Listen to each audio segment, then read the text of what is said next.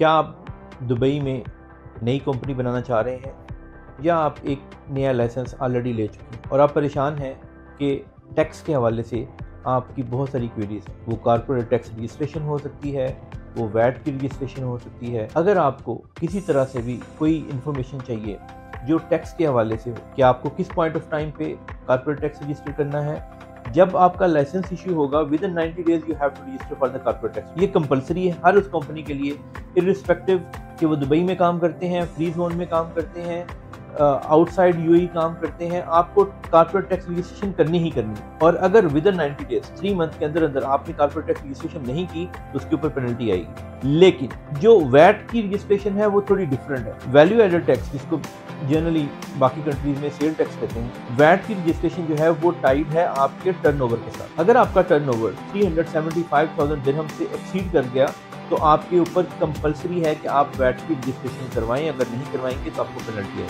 अगर आपका टर्नओवर 125 से इंक्रीज कर जाता है तो हम एडवाइस करते हैं कि आप उस वक्त एलिजिबल हैं वैट रजिस्ट्रेशन के लिए, उस वक्त आप वैट रजिस्ट्रेशन लाजमी करवाएं। But this is purely depending on your turnover. अगर 1 साल में या 2 साल में भी आपका टर्नओवर 375,000 या अप्रॉक्सीमेटली $100,000 को एक्सीड नहीं करता तो उसके ऊपर कोई पेनल्टी नहीं है, आपको वैट रजिस्टर करने की कोई ज़रूरत नहीं है।